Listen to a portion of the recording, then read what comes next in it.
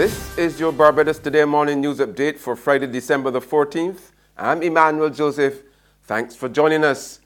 Topping the news at this hour, former Chamber of Commerce and Industry President Eddie Abed is urging government to start charging value-added tax on online transactions at least by April next year.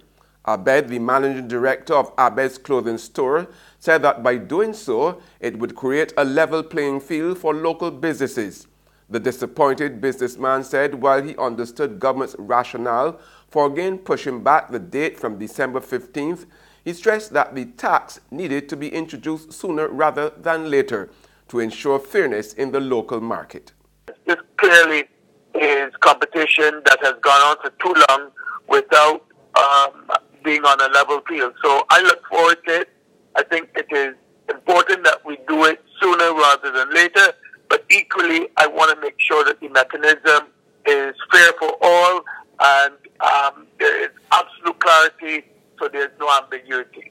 Contracting company Innotech Services Limited has resumed negotiations with the Barbados Water Authority to review a series of disputed deals.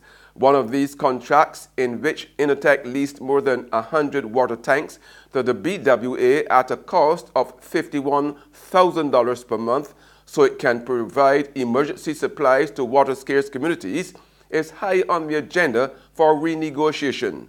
Water Authority Chairperson Leodine Worrell told a news conference yesterday the discussions were going well so far. Discussions commenced yesterday with the Innotech team and the external negotiators appointed by the government. They are progressing quite well. We have not yet gotten a full report, so at this point in time I can't exactly indicate where it is. But there are indeed contracts that have to be renegotiated, and this one in particular is one that needs to be renegotiated.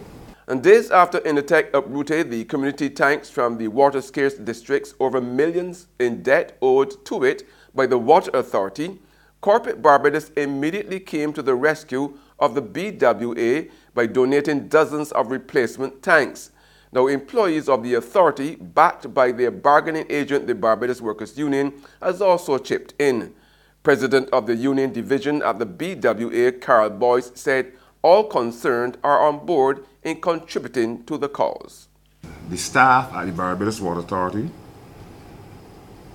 and the Barbados Workers' Union, through the aides of the council and our General Secretary, we all are on board in this gesture.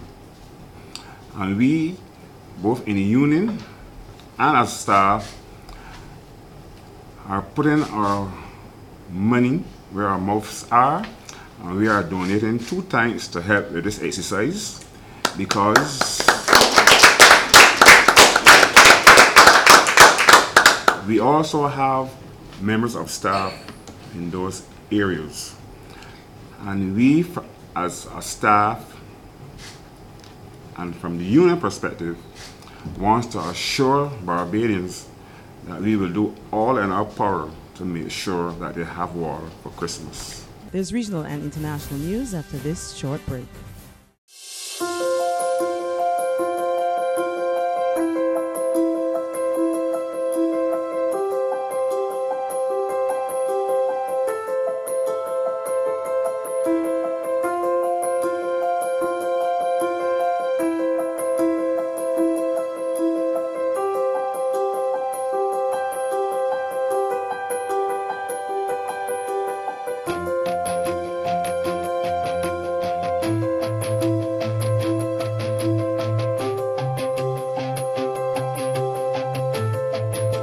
Barbados Today, news you can trust.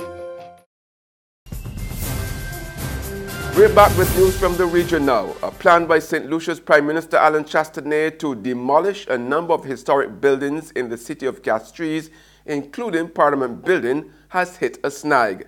The Prime Minister's demolition plan is now unlikely to meet the year-end deadline. Prime Minister Alan Chastanet's December deadline to begin clearing out historic civic buildings in the capital to construct a so-called green space at present seems to be an unlikely undertaking.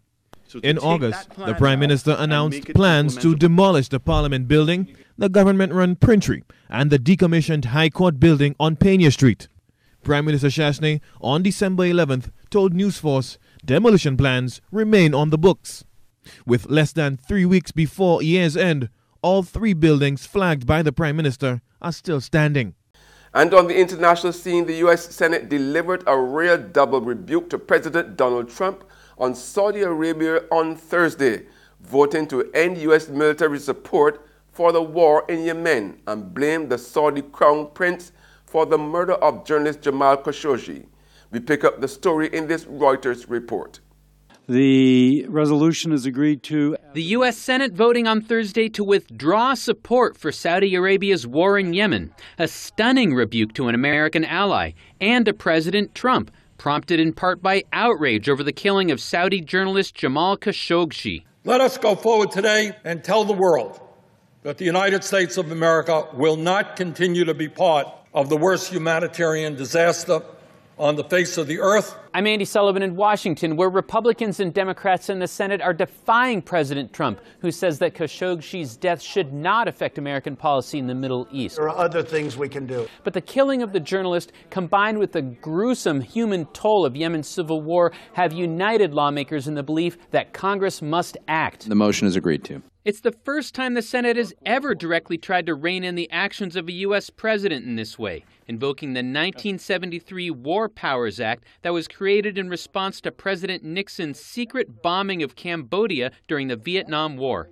And that's news. But for the very latest, visit our website at www.barbadostoday.bb. You can also subscribe to our e-paper email updates or like us on Facebook and sign up for our breaking news alerts via WhatsApp. We are also on Izumi Media in bus terminals, as well as Screenplay at supermarkets and gas stations near you.